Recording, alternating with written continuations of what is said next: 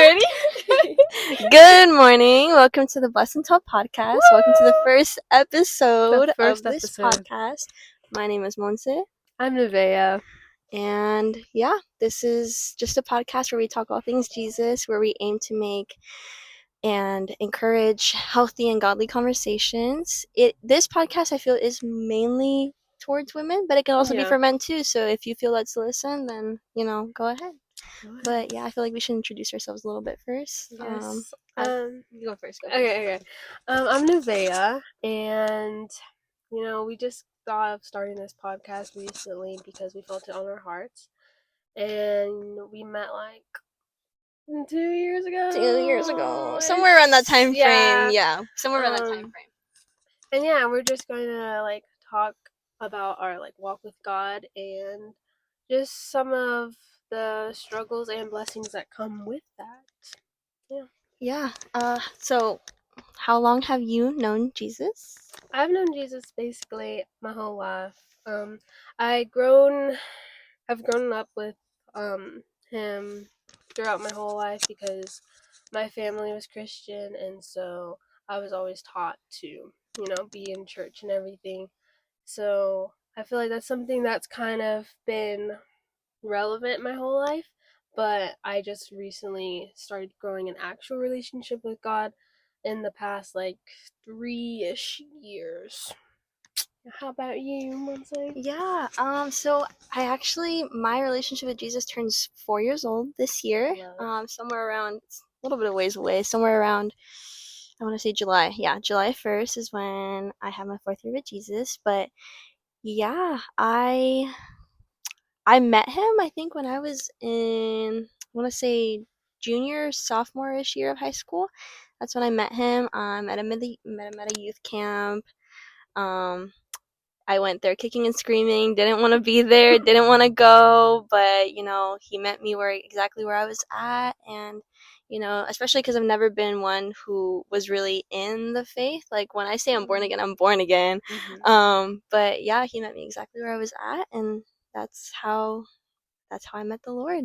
I love that. Yeah. So we're just basically in this episode, we're really just going to be going through our testimonies and basically our walk with Christ and how that's been, how it's, how it was set up. So let's get right into it. So I will be going first. All right. So basically, like I said, I grew up with Christ my whole life, but I feel like I always thought it was more of a like we're a Christian because we go to church on Sundays, and that was really it. Like, I never really thought there had to be many things that you had to do to be a Christian. I thought it was more of like you go to church, you're Christian, you go to heaven, like that was it. Like I never cared to look into it, I would say. I mean, I was also younger too, so it was more like, oh, my weekends cut short because I had to go to church. But yeah, I would say I definitely got into the word after I moved from Texas because I was originally born in Indiana, and then we moved to Texas because my dad's work, and then that's when we really started getting more plugged into churches. So that's kind of when that was more introduced and more normal. But I feel like after I left Texas and left that environment, that's when I started to try to find him myself, because I feel like before it was more rooted in, like I said, attendance of church instead of me trying to go after him and his heart. And yeah, I feel like that's kind of when I more started to focus on my relationship with him directly. And then I think there was like a lot of things that influenced that change. One would be like the community that I found. I found like a great group of people, of friends and stuff, and I feel like with that, I've always craved friendships because of moving so much, so I always loved being around people and everything. And then when I got that, I feel like I started to almost idolize it. And so with that idolization, I basically put my relationship with God on hold and like focused all my energy on friends. And then after a while, God had to strip those friends away from me, which was really hard at the time. And he basically, I feel like he takes certain blessings away from you to realize, like, hey, it's usually like as a correction and to kind of readjust your priorities because, yeah, I definitely was not prioritizing him at all. If anything, I was more of doing, I was in a phase of making like a checklist, like, oh, I read a verse last night, so like I'm good with I'm good with God and everything. Um and I wasn't like actually pursuing him with an open heart. It was more of like, this is mandatory for me to be a Christian, so I have to like read the Bible once a day and everything like that. So I would say, yeah, I definitely started doing that more. Um and then I feel like the main thing with me was, with my whole life, going after friendships and pursuing that, and even God blessing me with friendships, because some of them were great and everything, but with that, you never feel fulfilled because it's not Mm. God and you need God to be fulfilled. And so I would have like so many friends and everything, but I was still empty inside. And it was like I would always be confused because it was like, well, I have God, like I'm praying and I'm reading the Bible, but it was like, what's your heart behind it? And it wasn't to grow a relationship with him. It was because I thought it was necessary. Like it's what I had to do, is like an obligation Mm. instead of like an opportunity to grow with him. It was more of like, oh no, I have to do this. So I think that's another thing that I was struggling with for a very long time. And now I'm here in California, and I think coming here was definitely a big change because this was when I lost a lot of those old friendships. And so when we came here, I was in like an isolation like phase in my life. And as I wouldn't say it was necessarily because I was alone, because I got plugged into a church and I found a lot of amazing people and everything. And like I said, I was like surrounded by a lot of people. But again, that loneliness, that empty feeling was still there. Eventually, because it was like a cycle. I would get friends and then I would lose them. And then I would lose them. And then I would be like, well, what's going on? Like I don't understand why I can't keep a friendship. And it took the more isolation, because I got cut off again. It took more isolation for me to finally realize, like, God's been trying to communicate with me practically my whole life that he's he needs to be the foundation, like always. I felt like it was more of like, oh, I'm in my isolation phase, or like, when I'm alone, that's when I would really dive in with my word. Mm. And because of that, God would look at that and be like, oh, you're doing great, like I'm gonna bless you with this friendship, I'm gonna bless you with this. But then I would always take advantage of his kindness, take advantage of his grace, and I would just put him to the side again. And then when I finally learned to keep him first and to keep him as a foundation, I got more peace than I've ever had. And I think that's my biggest thing that I found from him was peace. Because, like I said, I always felt like empty and like alone and stuff.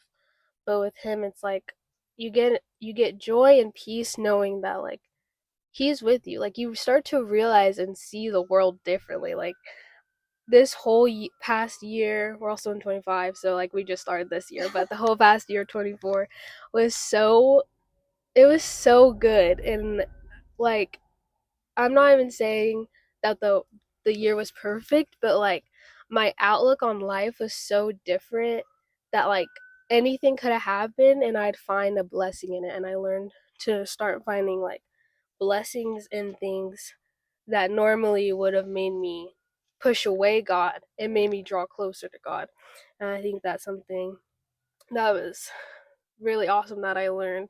is that even like when you mess up, like if I start to catch myself drifting into idolizing something or a friendship or someone or anything, I would learn to turn to him, and that it's okay to admit when you're like failing. Because I think sometimes when I would do that and I notice that I'm not talking to him as much or anything, in a way I would hide more from him because I'm, like you like you go away from him more because it's like, oh, I messed up, like I'm doing so bad, like I don't even want to talk to you because I'm just like everything's messed up. But you have to realize like he knows that, and he has so much grace that he wants to give you, and like he wants to forgive you and everything. We just have to be bold enough to come to him with that, even though when we feel like we're not worthy or like that we don't deserve it. He just has so much love to give you. And I think it's such a wonderful thing that he's like taught me, is that even though you mess up, to come back to him, because he will like readjust you, he will ground you and like help you see things better. And it's like it just fills you with so much joy because it's like, wow, he's like he's always there even when you continually like do wrong or mess up or you're struggling with something. You just have that like firm foundation in him, and I think that's it's a really great thing. So yeah, I would say that's kind of summing me up right now. I'm honestly still going through, different things. He's still teaching me stuff, like with that. But I would say, yeah, as of right now, that's pretty the main bits of it all. Praise the Lord. Yeah, All right. I guess it's my turn. it's your turn now. All right. So I wrote my testimony, a bit of my testimony down on my notes because I am terrible at remembering certain things that I should remember. Mm-hmm. But yeah. So my story is a little interesting. There was a lot of things that went on before I even ever decided to give my life to the Lord. Um, with my family dynamic, I never grew up in a faithful home, like we had the, obviously, like my Mexican people know, we go to Catholic church, like we would hear the the priest speaking and everything, but at the same time when I went, I was a child. I didn't know what that meant. I didn't want anything to do with it. It was boring, obviously, all that stuff. Um and so yeah, I never really had an established foundation in the church. I never knew what that looked like because we never, delve into it as a family. And my parents also, like, I have divorced parents, and they've been divorced since I was probably, I can't even remember them not being divorced. That's how long they've been apart.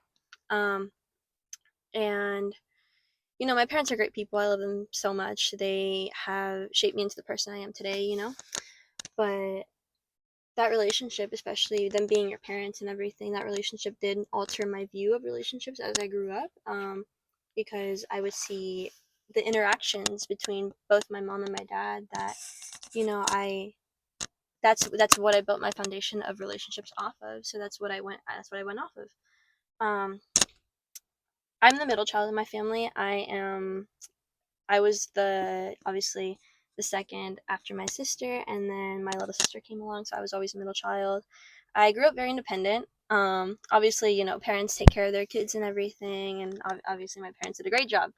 But being the middle child syndrome is real. I grew up, I grew up very independent and never really having to rely on others to really show me what to do. I always just relied on myself, and from that, I grew up very, I wouldn't say defiant, but I grew up with my own idea of how I should live my life, how I should interact with people, how I should make decisions, because I was always left to decide those things on my own. Um, so yeah, I grew up used to doing things on my own for the longest time. Um, so shifting over to my elementary school years, it goes as far as it goes as far back as that. During my last few years of elementary school, I went through a lot of severe like bullying, and from that, a lot of identity issues came out from that. So it started off with the bullying, and then it went into my middle school years, where it then went to trying to find my identity and these boys and earth. So whether it was the opinions of others or validation from guys, or whether it was even academics, because academics can also be something that people go to find their self-worth in. I was going to all these things to fill me, you know. I was looking for the opinions of people, whether it was strangers, family, or friends. Like, I was so dependent on what people thought of me, and in turn that transformed my whole idea of who I should be as a person. So before I met the Lord, I was always relying on people to tell me who I was, on people to show me who I was. So whether this if a person treated me wrong, that's how I saw myself. I saw myself as somebody who wasn't worthy of being treated right, as somebody who wasn't worthy of being loved, you know? Um Due to this, I always found myself in really wrong circles. I would end up being friends with the wrong people. I would end up being friends with people who, you know, they dabbled in a lot of stuff that you wouldn't think kids our age would be dabbling in, but they did, you know. Um, I I would always end up striving because of this and looking for anything again that I believe would define my self worth. Um, Basically looking for something to fill me, because I was so broken inside and I was so empty inside that at this point I wanted anything to define who I was as a person, because I was so empty. I was so broken. I didn't have that foundation in my life to remind me of where my worth is found in, which is obviously now it's Jesus Christ. But it progressively got worse in high school. Once I entered high school, I started dabbling in witchcraft, and that is also a generational curse in my family that I have decided to break. Thank the Lord, praise Jesus. But yeah, worshiping crystals and zodiacs became my thing. I messed with tarot cards, like you name it, I messed with it. And at the time, it felt fun. At the time, it felt fulfilling. But again, it felt fulfilling. It never really filled me. And because of all this stuff that I was messing with, it in turn made my life so much worse. At the time, it may have seemed like, things were going okay because I had this thing that I was worshiping. But in turn, it made my life so much worse. And from there, I then started dealing even more with depression, with anxiety, with suicidal ideation, with self harm, with all this stuff. And that all came from all these years of trauma and torment that I was going through from other people, from my own actions as well, from things I witnessed, just in friendships and family. Just it just got so much worse, and going into witchcraft just made it even worse. Mhm. Mhm. But I did know about church. I did know about God and everything. My dad married my stepmom, and from the moment I met her, I knew she was very passionate about God, and I always thought she was crazy. We would always go to church in the mornings, and I would honestly at the time I hated it, because I was like, man, I'm wasting so much time that I could be hanging out with Right, friends, or I right. could be doing all this other stuff, just like Nevaeh Yeah, said. yeah, yeah. But like, that's the one thing I do remember was I I would go to church every Sunday, and at times I know that I did feel like, man, this this is feeling like I don't know what else could be feeling the way this is, but at the same time I rejected it because it's what the world tells you to do. Like, the world doesn't want you to follow Jesus, and it makes it very apparent. But yeah, I just remember my stepmom was I guess my introduction into that, because she was the one who would drag us to church and everything. But yeah, I still, I still didn't think anything of it. I was very used to doing things again my own way, and I didn't want to give that up. And then my mom started going to church. So once my mom started going to church, I started getting not deeper into it, but I started getting more curious about it. Um, and so she would bring me to church every now and then. And that's a whole nother story for another time. That's another testimony. But yeah, so my mom brought me to church, and again, I wanted nothing to do with it because that's not what the world wants you to do. I was very much in the world at this time. Um, but because she went, I would go. And when I would go, it definitely wasn't for the right reasons. Like example, I would go and I'd be like, "Oh, that guy's cute," and that's why I Yeah, would yeah, keep yeah, going, yeah, yeah, yeah, because yeah. I wasn't in that mindset yet. Mm-hmm. I wasn't willing to let go of all the things that I was holding on to yet.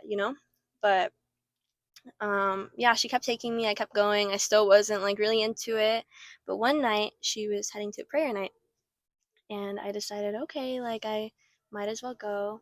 And so I went, and I wasn't expecting much out of it, but I I stepped foot into the building. I saw everybody was praying. They were all going in a circle praying. They were just all, on their knees worshiping the Lord. And when I got there, I was introduced to somebody who I'm very close friends with now. She taught me to pray. Mariah, if you're watching this, I love you so much. But yeah, I met her. She was my first introduction to somebody who held the love of Christ so deep in their hearts. And from there, I would say she she was one of the pivotal points in my relationship with God because she was the one who taught me to pray. If I hadn't met her, I probably, God would still have his way, obviously, but I am very thankful that the Lord put her in my path so that she may have even a little part of my testimony. But but yeah, so I that's when I had my first encounter with him. That's the first time I ever called out to God. Um and a lot of things were said that night, and a lot of tears were shed. And even after all that, I still went home and I was like, you know what? No, I don't really want anything to do with it. Like, what if it was like just feelings? What if it was just me talking? What if I didn't feel what I felt? Or what if it wasn't what I thought it was? Mm-hmm. So again, I didn't want anything to do with it. And again, my mom signed me up for youth camp. Um, and she did it without telling me.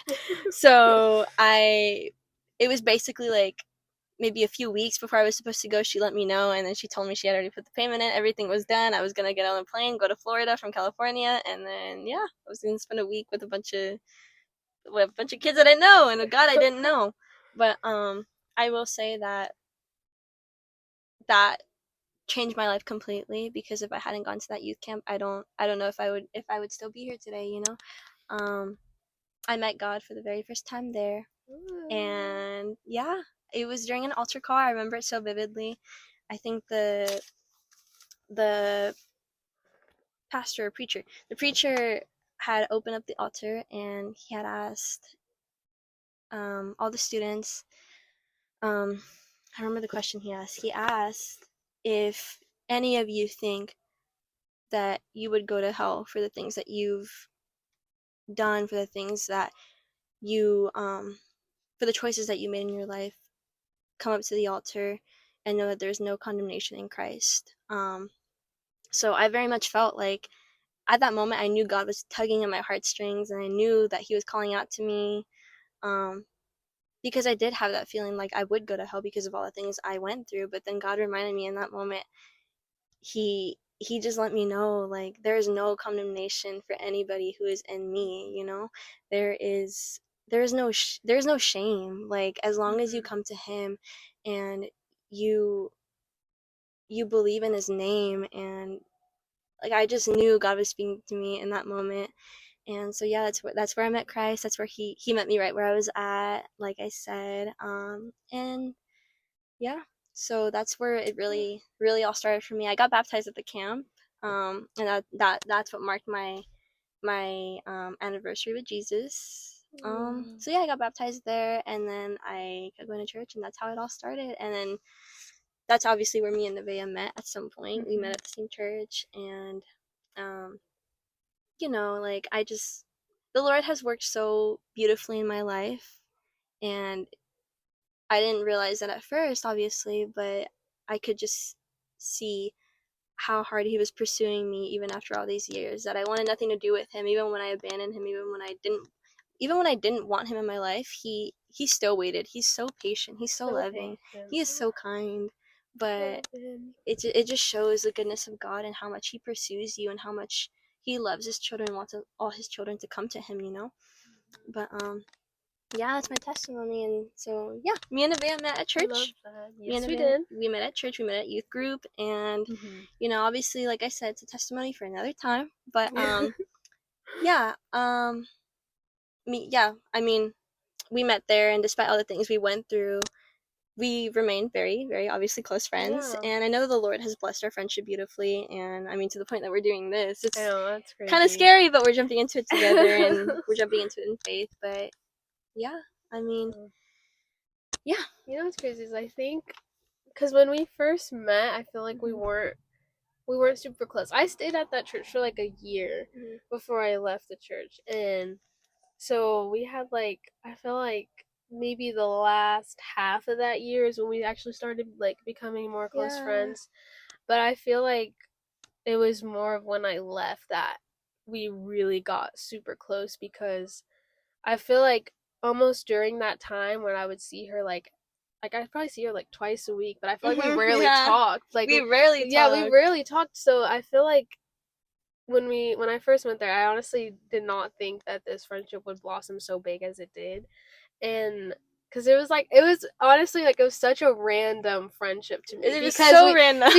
we were like 2 grades apart. Yeah. So like we weren't like in the same friend groups as much, and like just we never really talked that much. And it wasn't until after, and I feel like a reason for that was, at least on my part, like he was really growing me like spiritually first, because I feel like this friendship was like, if I was started to be friends with you back then, like I don't think it would have been as good because of No. yeah, because of like where I was at, like Yeah, mentally, and exactly. like even with God. Like I just think he savored it because for when we were like kind of both ready in a way, like when we could both Absolutely. add to each other's lives, because like now we can talk about so many things that I would not have been able to talk about like 2 years ago. Yeah. And I feel like he really waited because now our conversations are so much like deeper and like fruitful and So stuff. fruitful. Yeah, they Yes. really are. Yeah. But So great. yeah, I mean, he's blessed our friendship extremely. Like she said, I never knew a real, genuine friendship would blossom out of this because I felt like at the time we were very completely different people. We were in different places. Yeah.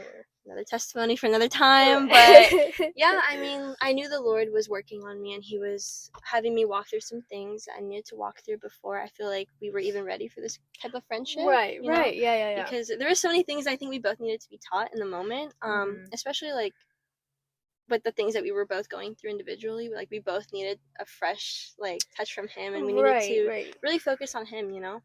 But yeah, it was a very random friendship. It was really random, low key, guys. I'm thankful for it anyways. I am. But going back to the testimonies, so why did we share our testimonies? Mainly it was an introduction to us and to get to know us, just because we would have hated to get into this, just jumping in, preaching all this without you guys getting a chance to know who we are. We know that there will be some people who know us watching this, and there may be some people who don't know us watching this for the first time. So yeah, we wanted to welcome you guys into this space and be able to talk with you guys freely. And yeah, we're hoping that this continues to be a place where we can be vulnerable with each other, where we can be vulnerable with God, where our relationships with God will be reflected in what we talk about, or vice versa. Yeah.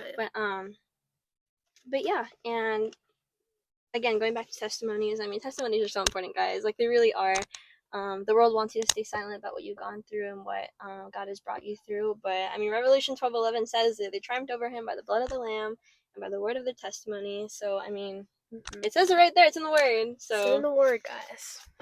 What do you want to add? I feel like I had more to say. You know what? The only thing I was gonna think about is like, because we're kind of starting fresh into the new year, even though we're in February.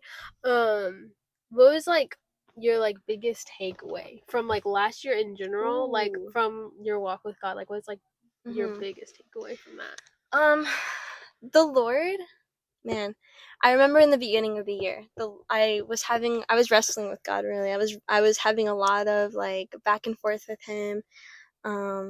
And I still remember something He spoke to me one time when I was walking home from work. He spoke to me and He told me I was going through a really, really rough time. And so I told Him, I was like, Lord, why is this happening? Like, I don't understand what you're doing. Like what is it that you're doing? And I remember exactly He spoke to me. He said, he said, "This is a pruning process." And I told him, I was like, "Well, you know what? Take it, because I don't want the process, because this sucks." I like, Well, yeah, God yeah, probably thought I was being a little brat at the yeah. time, but I like, want the he's process. he's patient. He's patient. Yeah. But yeah, I was kicking and screaming, and I was so weary. My soul was so downcast.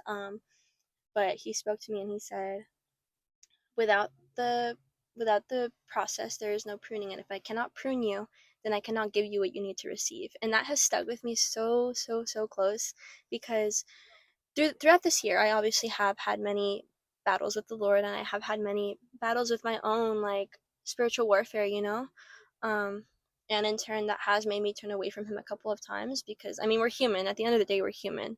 But it matters what we do after the fact of us struggling. Like, what do we do with that Mm-hmm. in turn? Like, do we just go wallow in our self-pity, or do Right, we run right. immediately to God, Mm-hmm. like we see this in John chapter 11, when you know wait, wrong, sorry, wrong chapter. John chapter 11. I think it is John chapter 11, when, correct me if I'm wrong, when Lazarus obviously dies, and Mary and Martha are both seen, very downcast and everything. They seem so weary at the death of their brother. And both Martha and Mary, although they're downcast in faith, they still come to Jesus. And I think Martha says something along the lines of, "Whatever you say, even now I know it will come to fruition," along the lines of that. And Mary, I love Mary. Every time you see her, she's coming at the feet of Jesus. But like that's what I want to be. I want to be like Mary and Martha, who, despite all the stuff they went through, all the trials that they would go through, like, they would still sit at the feet of Jesus every single time. And Martha would still have faith in Jesus every single time. She would still serve him despite what her feelings were, and that's where I want to be. I don't ever want to be a people who neglects God just because of their feelings in the moment. So I think that's been my biggest takeaway, just really healing with the Lord, really growing with the Lord, and just letting him prune me, which can be really hard. Mm-hmm, Don't get mm-hmm, me mm-hmm. wrong, it can suck, but he's a refiner, and he prunes and he heals. So yeah, that's been my biggest takeaway. That's so So good. Because thank to add on to that, I feel like I don't know where I heard this from, but it was basically saying like, what was it? Basically like it's not about necessarily that you like mess up and that you fail on something, but it's like you said, like what do you do with that? And it's like he wants you to like progress. He just wants you to have a heart that's wanting to do better, if that makes sense. So it's yeah. more of like you don't have he knows you're not perfect. Like, he knows you're gonna Lord mess up. knows. Yeah, like he knows you're gonna mess up. Yeah. And he doesn't want you necessarily to try to never mess up, but it's just when you mess up to come to him and try to do better, to try to grow your relationship and to progress and like whatever you're struggling in. And I think that's like that was honestly something like I was doing with last year too, is like that process of like when you fail, like what do you do with that? Mm-hmm. Because like I said, like I would turn away from God when I failed Mm-hmm. instead of going to him. I would find myself slipping away from him more because of like shame and just how I felt about the situation, like I'm not good enough and everything. But it's like no, like he wants you to come to him Yeah. and to just try. And I think that is honestly something that's given me so much peace last year, is like I was going like there's so many things happening that year, but throughout it I always felt God's like peace, and he always gave me so much joy Yeah. because with all that I always felt the relationship growing. Like it would never felt like still, because I feel like that's something like even in a waiting season, like whatever it is, you should always be doing something. Like you should never just Right. be like still. Like you should never, you should always be like progressing in Mm-hmm. something. And I feel like last year was definitely a year of like progression for me because I learned not to not to just wait around and like wait for the blessing to come or wait for the situation to be over, but instead to lean in more to him Yeah. and to grow the relationship while you're in the midst of that like issue or struggle or Mm. whatever. So yeah, I think that's like my biggest takeaway from last year is like really to just keep him first, because I feel like it's so easy to cast him aside, especially even when like things are good or bad. Like Mm-hmm. sometimes it's easy to cast him aside when you get the good things, or to cast him aside when it's bad because of the shame and you just don't want to come to him and admit what you've done. Yeah. So I feel like, yeah, I think keeping him first has been such a great thing that I've learned to do. Um, because I would say before, like, I would struggle, especially, like, I honestly kind of still do it, like, with idolism and, like, idolizing things over him, and, like, because it's so easy to idolize something. And I think that's Yeah. something that It not a lot of is. people talk about, but, like, it's so easy to like idolize, like it could be your phone, like in social media, or It could people. be anything. Literally, it could be food, bro. Like it could literally be anything, like gluttony and stuff. It could actually literally be like the things look searching for the things of God instead of searching for the presence. Mhm. Like That's so especially like true. with this Yeah. whole podcast, that's also one of our main goals too. It's like we never want to be the type of people who want to go who want all these big things of God, who want all the things of God, yet we're not even spending time With with him. God himself, we're Right. not even spending time with the creator. Right. So yeah, idolatry can be anything. Literally anything, bro. Like you just said, like there's this one thing that I keep on my post-it note, and it says like, if you're like reading the Bible and you're like bored or you're not finding anything good, it's because you're reading it for yourself. You're reading it to find Right. something for yourself that's telling you like, oh, you're gonna be fruitful and I'm gonna give you all these blessings, like all the Mhm. good stuff. But like the thing is, all of the word is good, and all of the word is him. So if you're not finding anything good in the Bible, you're not reading it for the right reason, because if you're Yeah. reading it in the right heart, you're gonna learn more about him, you're gonna grow with him. And that's another thing I learned too, because sometimes I'll be like, man, there's nothing in here for what I'm going through in this season, like I need him to tell me what to do right now in Mhm. this situation. But sometimes it's just he wants to just teach you what, like, who he is, Yeah. instead of like what you need to do, because sometimes we get so focused in the me. But aside from that, Amen. that was a whole little Amen. side rant. Wow. I love that. That was a whole side rant. But yeah, I would say like idolism is so easy to fall into. And I think I learned like it's I think reflecting on that is hard sometimes, to be like, yeah, I do have a problem with social Mhm. media, or I do have like my screen time's like way too up. And I think after I got over that hurdle of like self reflection and getting over that, and then taking that to God, each time I would ever catch myself slipping into that again and notice myself valuing something over him, it became easier to come back to him from that, because it's like at first I would just feel so much shame that I would like keep doing it, which is so backwards. Mm. But I learned like he wants to give you like the grace and the mercy and forgive you, because he wants you to keep progressing. And I found myself not slipping into it as much anymore, because I would keep Yeah. going back to him. And it's like it almost put something on my heart, that because of all the grace he's given me, it makes me not want to slip into it anymore, because Mhm. it's like you do things so wrong so many times, like Yeah. I can't keep doing this, like, you know what I mean, Exactly. like you At some you point, just enough is enough. yeah, like you feel, I just like started to feel like I didn't you don't want to take his grace for granted, Right. and you just feel yourself wanting to do better, because when you keep going back to him with the same thing, you're like, yeah, this is a problem, we gotta Yeah. fix this up. And yeah, so I think that's a big thing, is to taking your situations to God consistently is really good, that I Amen. learned. I love it. I love it. Um, Yes, yes. we are gonna close out just because we went way over what we were Yeah, supposed to, that's but 40 glory to minutes, God. guys. Oh, before we do, we do want to talk about the podcast name, Bless and Tell. Oh, yes. So, funny story. We came up with this whole podcast thing over a sleepover that we had a couple weeks ago where the Lord was really just moving.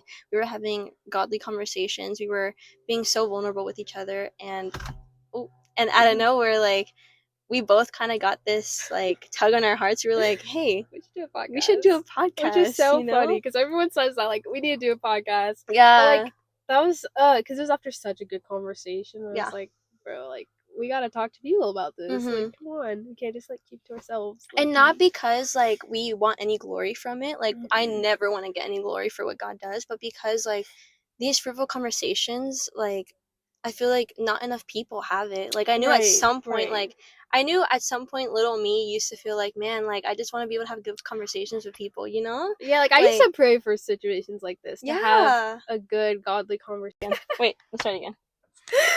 Sorry guys, I lost my mic thing and then my phone died, so yeah, we're gonna have to add this in later, but it's okay. All good. I was just saying that, like, I was always praying for godly relationships to come into my life so I can, be able to talk about him freely and just grow with him, with the community. And it's just not something everyone has. So having, easy access to things like this it's such a blessing to be able to even, It talk really to you about it. is. Like, Yeah, like exactly. But yeah, so the podcast name, we were kind of brainstorming ideas back to each other, and while researching, but while looking for names, we came across Bless and Tell, where we, again, brainstorming and everything, but Bless and Tell came to us, and then yeah, the reason I think it's so profound is because, like, in friendships, in worldly friendships as well, gossip is such a big thing. Like, it really is. Like, I've had my fair share of like worldly friendships, or even friendships that I thought were godly and they were actually worldly. Like, there was so much gossip involved, and there was always this thing of like, oh, like, I don't kiss and tell, you know. But I think it's so cool that we have this podcast name as a parallel to exactly that. So instead of like kiss and tell or don't kiss and tell, which is like basically founded on gossip and everything, this becomes a space where we bless and tell, like, or we receive this blessing from God, and then we talk about it, you know. Right. And I think it's so profound to see the difference between that. And I mean, at some point we'll do a episode on godly friendships and everything. Yes, but that'd be so cool. But yeah, I mean, it was, once I saw the name, I was just like, man, that's the one, so you know. It's like that's the one, because again, I think it's very known God detests gossip. You know, he hates it. He absolutely hates it, because it not only harms you, because what good is it doing for you, but it harms the other people around you, the people you're gossiping about, you know. So yeah, I think the parallel between kiss and tell and bless and tell is so just like profound, and yeah, I just wanted to share that with you guys. But anything else you want to add? Not really. I think we kind of summed it up, low key. I think we summed it up, but yeah, we're really excited about this. We've definitely been super, super eager to start this. Obviously, there's some, like, I don't know, some nerves to go with this, some butterflies, but I mean, all in all, we're so grateful that God has allowed us to start, I guess, in a way, this ministry and everything. That God has allowed us to be able to just have these fruitful conversations with not only each other but you guys, you know, like, yeah, we're just so thankful to God that he's gonna move, you know. He's gonna move so profoundly, and we're just really excited for this new season that we're in. And yeah, so join us again in 2 weeks. We want to be really intentional about the things we say on this podcast, and I feel like doing it back to back, especially because we both have different schedules. Doing it back to back, it wouldn't give us enough time to really give us that intentional time with God, to decide, okay, God, what do you want us to speak about this next podcast? And, you know, like, we don't maybe have to do it. Yeah, we're gonna put our whole heart into it and not like give like half work. Yeah, exactly. You know, and if God ever decides to, you know, switch that schedule around, he'll let us know. He'll tell us. But yeah, as for right now, yeah, we'll see you guys in 2 weeks. Yes, thanks so much Bye. for listening, guys. Bye.